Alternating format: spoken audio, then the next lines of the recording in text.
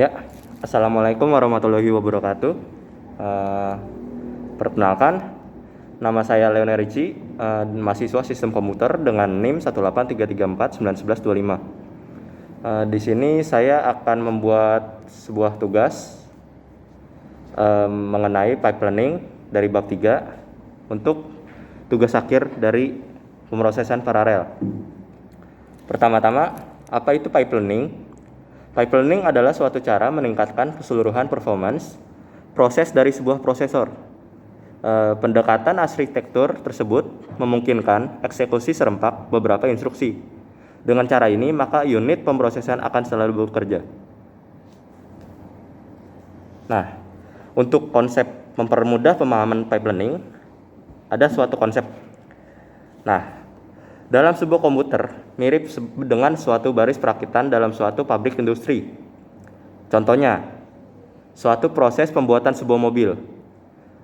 Anggaplah bahwa langkah-langkah tertentu pada perakitannya itu memasang mesin, memasang kap mesin, kemudian memasang roda. Ini adalah langkah arbitrary interstitial. Sebuah mobil dengan perakitannya hanya dapat memilih salah satu dari 3 tahap yang dilakukan sekaligus. Kemudian setelah mobil mesin terpasang, bergerak ke bagian pemasangan kap, lalu dilanjut untuk mobil berikutnya. Instalasi mesin 20 menit, instalasi kap 5 menit, pemasangan roda 10 menit. Kemudian penyelesaian 3 mobil dapat dioperasikan sekaligus dan akan memakan waktu 105 menit. Tapi dengan adanya persyaratan bahwa setiap instruksi yang berdekatan harus tidak saling bergantung, maka ada kemungkinan terjadinya situasi di mana pipe learning gagal dilaksanakan atau instruksi berikutnya tidak bisa dilaksanakan. Situasi ini disebut hazard atau mengurangi performansi dari CPU di mana percepatan ideal tidak dapat dicapai. Kemudian struktur dan pengukuran performansi pipe learning.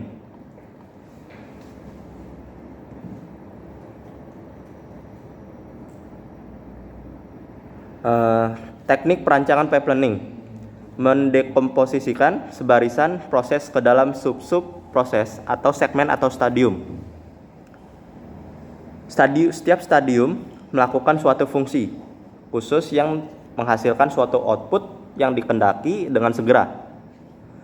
Setiap stadium akan memuat satu input latch atau disebut juga register atau buffer yang diikuti oleh satu sirkuit pemrosesan. Sirkuit pemrosesan dari stadium yang diberikan dihubungkan dengan input latch dari stadium berikutnya.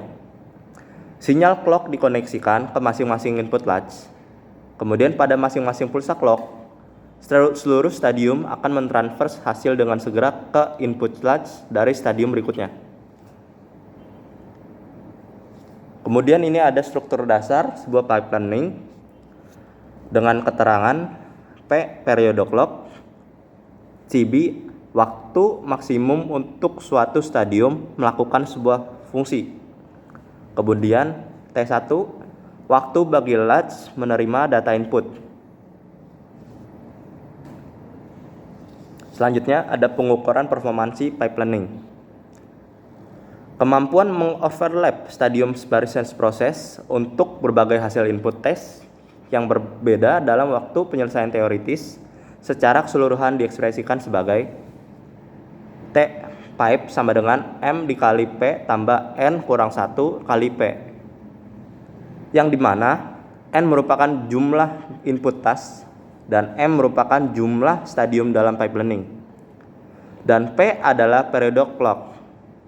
Term MP merupakan waktu yang dibutuhkan input task pertama melalui pipeline, dan term N1P adalah waktu sisa yang dibutuhkan untuk berbagai task. Setelah pipeline terpenuhi, maka output diberikan pada masing-masing siklus clock. Dengan kata lain, pipeline akan menghasilkan output secepat stadium yang paling lambat saja. Kemudian ada berbagai jenis pipeline. Pipeline biasanya dibagi menjadi 2 kelas. Pertama, pipeline instruksi dan pipeline aritmatik. Dalam setiap kelas pipeline dapat didesain dengan hanya dua cara, statis dan dinamis.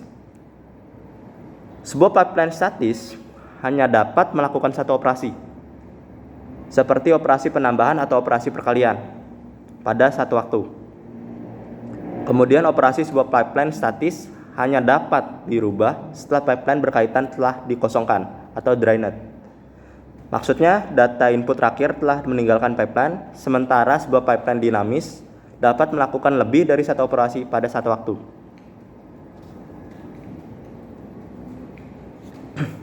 Ini ada sebuah pipeline dinamis yang terdiri dari 3 stadium. Stadium 1, stadium 2, dan stadium 3. Nah, berikutnya ada pipeline instruksi. Sebuah pipeline instruksi meningkatkan performansi prosesor dengan mengoverlapping pemrosesan berbagai instruksi yang berbeda. Hal ini sering dilakukan dengan membagi proses eksekusi instruksi ke dalam berbagai stadium. Sebuah pipeline instruksi sering terdiri dari 5 stadium, yaitu sebagai berikut. 1. Instruksi fetch atau IF, mengemasi instruksi dari cache atau memori. Yang kedua, instruksi decode atau ID, mengidentifikasi operasi yang akan dilakukan. Ketiga, operand fetch atau OF, untuk mengkodekan operand yang diperlukan. Keempat, ada execution atau EX, untuk melakukan operasi pada operand. Yang kelima, ada write back atau WB, untuk memperbarui berbagai operand tujuan. Lanjut lagi, ada pipeline arithmetic. Teknologi pipeline dapat diterapkan ke berbagai fungsi unit logika aritmetik dengan maksud untuk memaksimalkan performansi aritmetik digunakan untuk mengimplementasikan fungsi aritmetik kompleks sebagai penambahan, perkalian, dan pembagian bilangan floating point. Kemudian ini ada pada stadium pertama, ada mantisa 1, mantisa 2 yang dijajarkan berdasarkan selisih eksponen E1 dan E2. Kemudian ini terdapat rumusnya juga, yang maka mantisa dengan eksponen terkecil digeser ke kanan sebanyak K digit. Kemudian pada stadium kedua, mantisa selanjutnya akan ditambah atau dikurangi.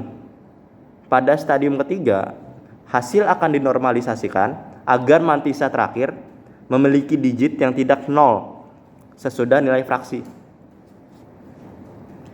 Ya, terima kasih atas perhatiannya. Assalamualaikum warahmatullahi wabarakatuh.